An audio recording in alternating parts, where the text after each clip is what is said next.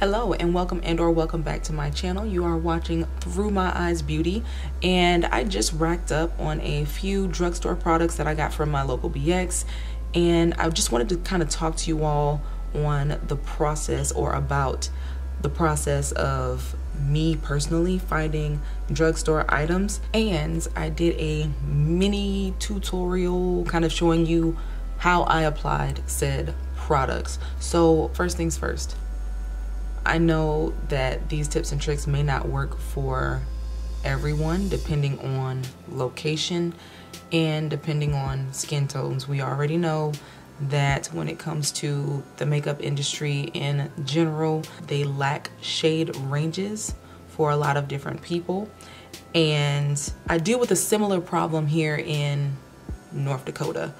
The makeup brands that they do offer have my shade in the brand. However, because the market is more so for folks that are a little bit lighter than me, it gets to be a little bit difficult to still find shades that are for my skin tone and darker.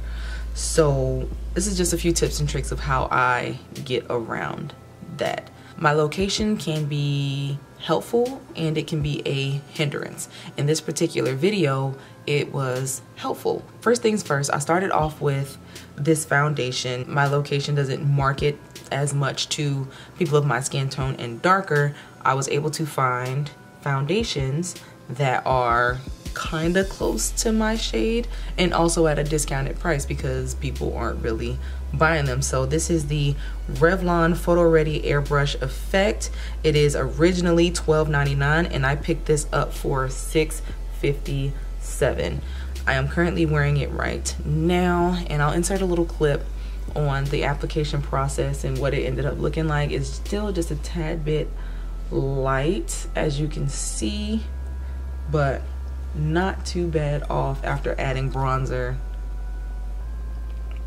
and all those things.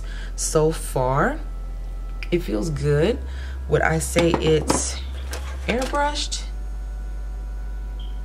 I wouldn't say it's airbrushed, but it's not bad. I feel like if I actually had my color, I could agree with that a little bit better, but no, right now I look a little air ghostly. But to remedy this, all I would need to do is apply a face powder that is a little bit darker than my skin tone, blend it out, or set it with a powder that is a little bit darker, and it'll be fine. Next up, I picked up the Wet n Wild concealer. This I'm actually very impressed with. This was an extra 25% off. I believe the original price was already $3 and some change. Let me see. I have the receipt right in front of me. Boom. Yep, concealer in medium deep tan.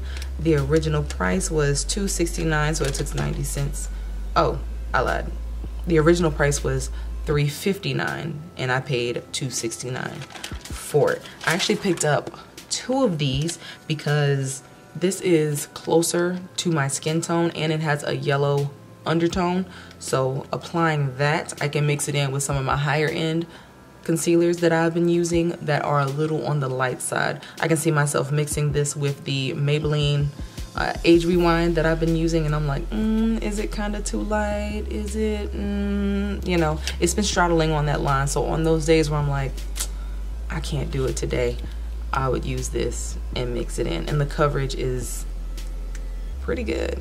After that, I went straight in to the eyes. I used the Wet n Wild Mega Last Black is Black eye pencil.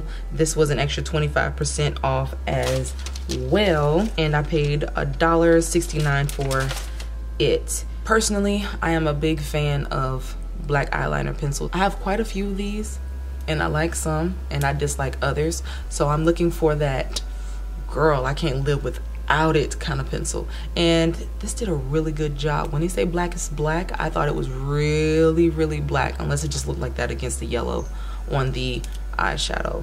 But yeah, I'm very pleased with this. And if you're interested in what I have on my eyes and what I have on my lips, this was not a part of my drugstore haul, yeah.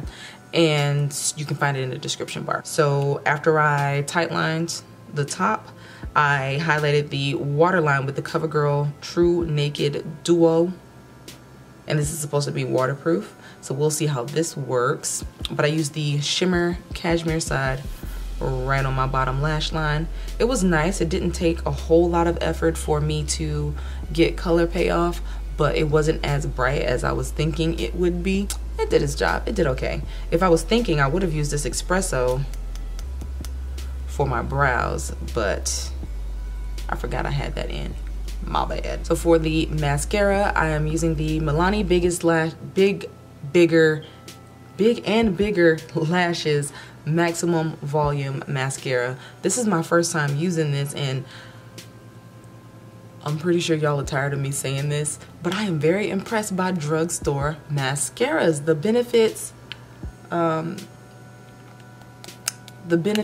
They're Real mascara has been my go-to for, I know, at least a year now. And then I tried the Makeup Shayla. Ooh, has that video gone up yet? I don't know. Whoa. But I tried the Makeup Shayla and Maybelline collaboration, and I thought that one was really good as well. It seems like every time I try a mascara, I'm like, oh my gosh, this might be my new favorite. And then now I'm trying this one, I'm like, oh my gosh, this might be my new favorite. So I say give it a shot. Oh, one con. Whose eye is big enough for this? This wand is way too big for my life. But when it says it does the job, like when it says maximum volume, I guess that's where it gets it all from, because it works. But I don't know if y'all can tell from this distance, but I jacked my eyeshadow up, honey. It's all types of black and speckled and spackled on my eyeshadow now. So thanks for that. Learning curve, we'll figure it out. Also, this lash extensions fiber, I thought it was kind of like a primer, like my Lancome Sills booster, and I was unpleasantly surprised when I realized this was the lash extensions. This is my first time using the lash extensions, and I can't say it was a very pleasant experience. I'm still feeling it in my eye now, but it's because I didn't do it right. The way you're supposed to use it is you're supposed to put your mascara on, and while the mascara is still wet, apply the fibers to your eyelash. But you know, reading is fundamental, and I did not do that initially. So on my 5th coat of mascara, I'm trying to catch up and put this on. By that time, it's too late. My eyelash is already thick. It was just bad. It was just a bad experience all the way around. No fault of its own, but I might not try this again. I might not. I might give it a shot just because I'm curious, and I'm one of those people, I like to try to make things work, but I can't say that this was a great experience. I'm still feeling it in my eyes. Now, is it miserable? No, it just feels like I have something in my eye, like lint versus an eyelash. You know how when you have an eyelash, you're like, you know what I'm saying? It's not miserable. I just feel like something is in my eye, which I need to get out because we don't need to be scraping corneas and things like that. But after that, this little contour and highlight kit here from LA Colors. This was originally $2.89. I picked it up for $1.47, and I must say this is $1.47 well worth it. This is probably, dare I say it, my favorite part of the haul. Reason being, this is the most cost effective. The highlight is beautiful. The little bronzer slash blush glitter situation that's going on here is beautiful. It just kind of brought my entire face together. I did not try this, and I might try it some other time just to see if it'll brighten my insides, but seeing as to how my insides brighten my under eyes, but seeing as to how this foundation doesn't even really kind of sort of work, I didn't want to push it. But it comes with this little, I don't want to say little brochure, but this little tutorial thing on the inside of it, which I thought is so cute. Like, even though it's $1 and some change, it's like they took pride, you know, into putting this together. And for that, I give them 2 thumbs up. Like, they did that. I thought that was really cute. But top 2 favorites would have to be the concealer, this contour kit. The mascara would be a close second, but these took the cake. I'm very impressed. Again, if you go to the drugstore and you can't find what you need, my recommendations to you would be maybe try a different side of town that you wouldn't normally go to. Finding that side of town that may cater to you, and if it doesn't, check anyways, because you might just find what you need in the clearance section. Don't be afraid. I tried it. I checked expiration dates. I made sure I shook it up to make sure that we didn't have any spillage and whatnot going on. So yeah, tell me what you all think. Please don't forget to like, comment, subscribe. Also on my eyes, I'll just go ahead and do this. Ew, this is a Makeup Revolution palette that looks very, very similar to my beloved Subculture palette. So